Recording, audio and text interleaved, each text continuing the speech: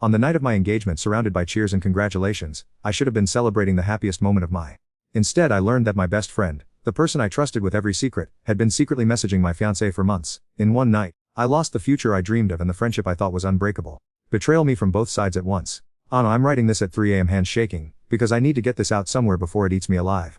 2 hours ago I was the happiest man on earth. Now I'm sitting in my car outside a 24-hour diner, engagement ring burning a hole in my pocket, wondering how my entire world collapsed in the span of 5 minutes. Tonight was supposed to be perfect. Sarah said yes. The ring fit perfectly on her finger. Our families cheered. My best friend Jake raised his glass and gave this beautiful speech about love conquering all. I felt like I was living in a movie. But then Sarah went to the bathroom, and she left her phone on the table. It buzzed. I wasn't trying to snoop, I swear. I was going to just silence it for her. But the notification preview showed Jake's name and the words, "Can't wait to see tomorrow when he's at work." My went cold. I know I shouldn't have opened it. I know. But something in my gut twisted, and before I could stop, I was scrolling through months of messages. While I was planning our future, working overtime to afford this ring, staying late to plan this perfect proposal, my fiancé and my best friend were planning something else entirely. The messages weren't just friendly. They were intimate, inside jokes I wasn't part of, plans made around my schedule.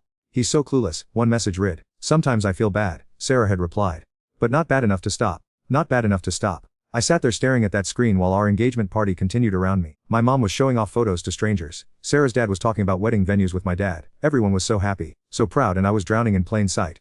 When Sarah came back, she took one look at my face and knew. She didn't even ask what was wrong. She just reached for her phone, saw it in my hands, and her face crumbled. Not with shame, with annoyance, like I'd ruined something for her. "How long?" I asked.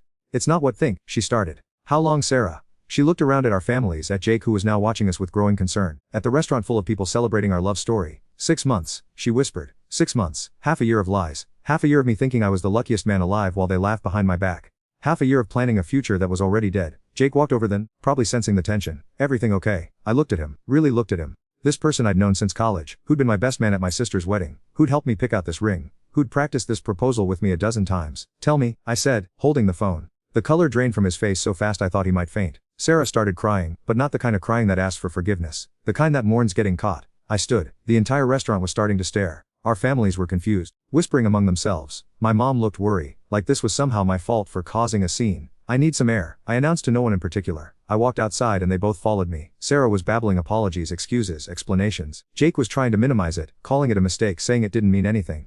But I wasn't listening anymore. I was thinking about every time I'd felt paranoid and pushed it down.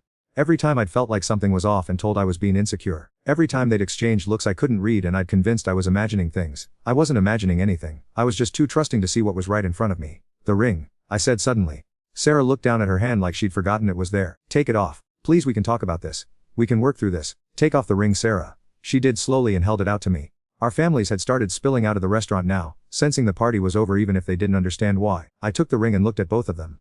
These two people who'd been the most important relationships in my, who I'd trusted completely, who I'd been planning to build my future around. "I hope it was worth it," I said. Then I got in my car and drove away from my own engagement party, leaving behind 2 decades of friendship and what I thought was the love of my.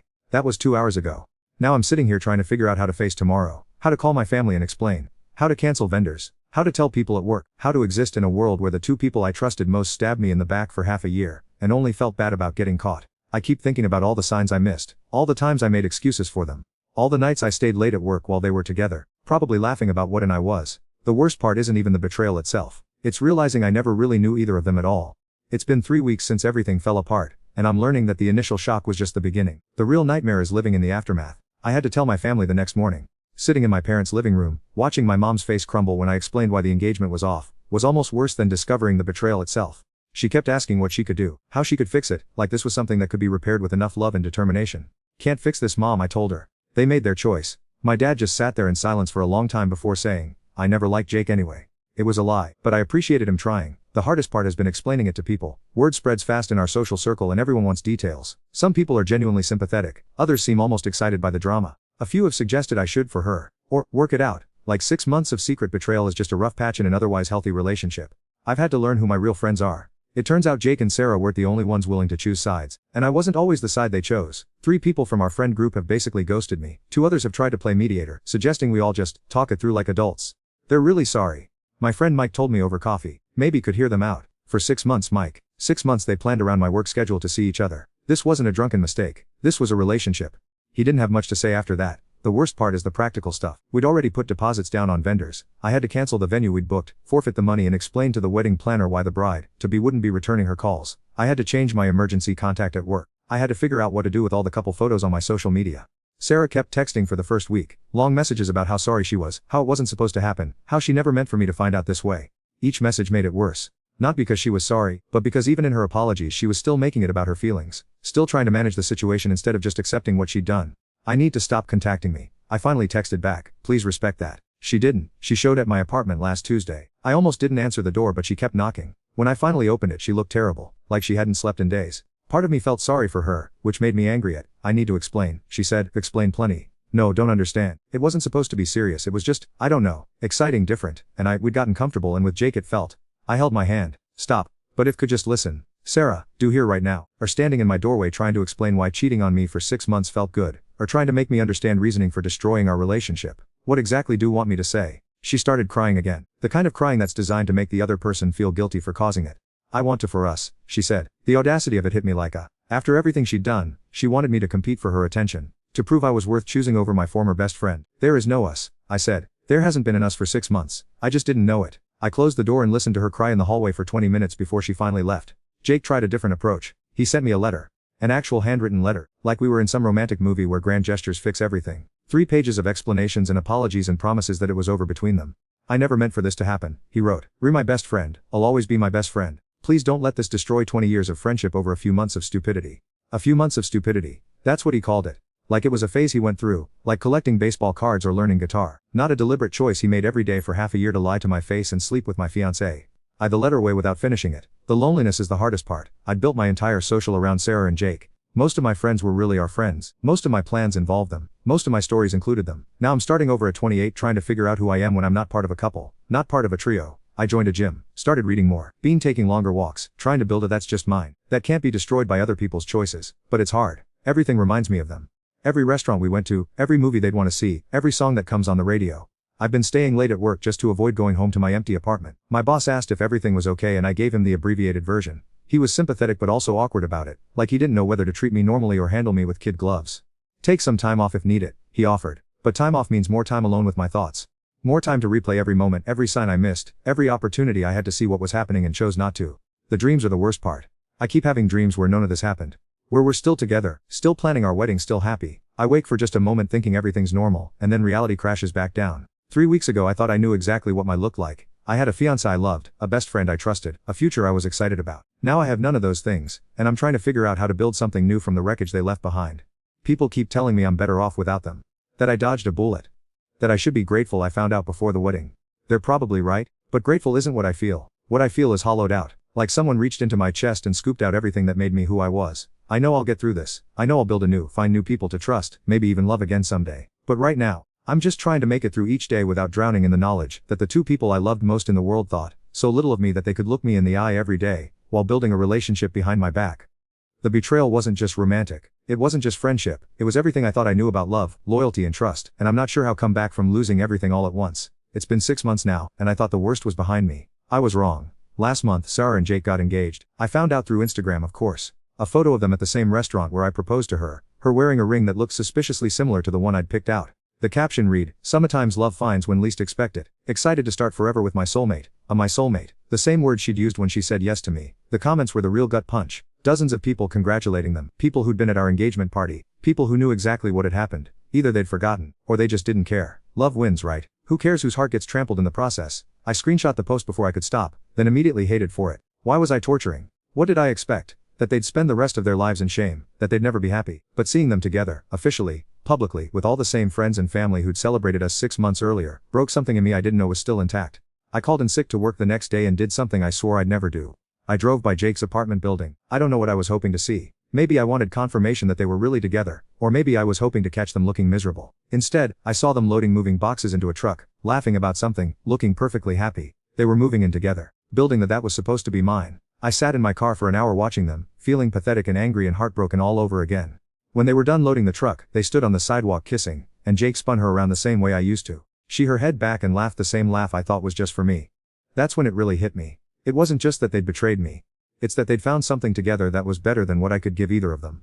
I wasn't just the victim in their story. I was the obstacle they'd had to overcome to be together. The shame of that realization has been eating me alive ever since. Work has been suffering, I can't concentrate, I keep making mistakes. My boss pulled me aside last week to ask if I was okay, and I wanted to tell him the truth. That I'm drowning, that I can't stop thinking about them. That I feel like a failure as a partner, as a friend, as a person. Instead I said I was fine and promised to do better. I've been seeing a therapist. Dr. Martinez is nice enough, but she keeps asking me to examine my own role in what happened. What warning signs I ignored. What needs weren't being met in my relationships. How I can learn from this experience. Are not responsible for their choices, she reminds me every session, but are responsible for how move forward. I know she's right, but moving forward feels impossible when I can't even understand what happened. Was I really that bad of a partner? That boring? That easy to deceive? Was our entire relationship a lie, or just the end of it? I joined a support group for people who've been cheated on. Sitting in that circle listening to other people's stories, I realized how common this is. How many people have lived through this exact nightmare? But instead of making me feel better, it made me feel worse. If this happens to everyone, if betrayal is just part of the human experience, what does that say about love? About trust? About the possibility of ever feeling safe with another person again? One woman in the group, Maria, has been coming for 3 years. 3 years since her husband left her for his secretary. She still cries every week talking about it. I looked at her and saw my future, and it terrified me. The holidays were brutal. Sarah and I had traditions. We'd spend Christmas Eve with my family and Christmas Day with hers. This year I spent both alone. My parents invited me over, but I couldn't face their pity, their careful avoidance of mentioning Sarah or Jake, their attempts to cheer me with stories and jokes that fell flat. Instead I volunteered at a soup kitchen, spent the day serving people who had bigger problems than mine. It helped a little, but when I got home to my empty apartment the silence was deafening. I found out later that Sarah and Jake spent Christmas with her family. That her parents welcomed him with open arms.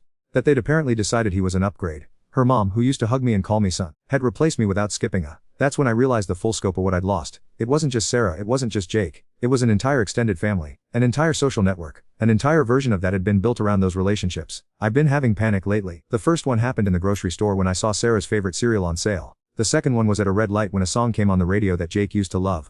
My chest gets tight, my hands shake, and I can't breathe.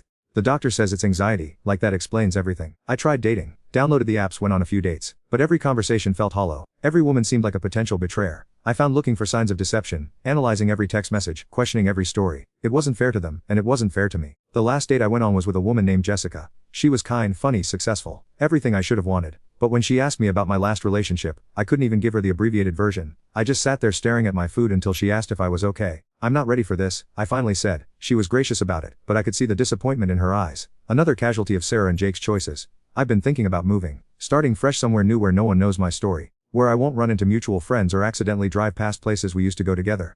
But running away feels like admitting defeat, like letting them win. Except they've already won, haven't they? They got each other. They got to keep most of our friends. They got to write the story where they're the romantic leads who overcame obstacles to be together. I'm just the boring boyfriend who couldn't make her happy. Sometimes I wonder if I should reach out to them. Not to reconcile, but just to understand. To ask them what I did wrong, what I could have done differently, why I wasn't enough. But I know what Dr. Martinez would say, that closure doesn't come from other people, that their reasons don't matter, that I need to find peace within. The problem is, I don't know who I am with them anymore. For so long, I was Sarah's boyfriend, Jake's best friend, half of a couple, part of a trio. Now I'm just me, and I'm not sure that's enough. I've been writing more. These posts, but also just journaling. Trying to make sense of the wreckage. Trying to find some meaning in the meaninglessness of it all. Some lesson that makes the pain worthwhile. But maybe that's the real lesson. That some betrayals don't have deeper meaning. Some people just choose themselves over everyone else, and the people who love them get destroyed in the process. Maybe the only choice is whether to let that destruction define, or somehow find a way to rebuild. I'm trying to rebuild. Some days are better than others. Some days I go hours without thinking about them. Some days I even feel optimistic about the future. But other days, like today, I remember that they're out there building it together while I'm still picking the pieces of the one they destroyed. And I wonder if I'll ever stop feeling like the fool who trusted too much and loved too naively. The engagement ring is still in my dresser drawer. I don't know why I keep it. Maybe as a reminder. Maybe as evidence that it all really happened. Or maybe just because getting rid of it feels too final, and I'm not ready for finality yet. What I am ready for is the truth, that some people will betray no matter how much love them. That trust, once broken, may never fully heal. That the plan can disappear in a single moment, and have to find a way to build a new one from scratch. I'm 29 now and I'm starting over, learning who I am when I'm not defined by other people's choices. It's lonely work, but it's the only work that matters now. Because the alternative is spending the rest of my waiting for people who chose each other over me to somehow make it right. And I've enough time on people who never deserved it in the first place.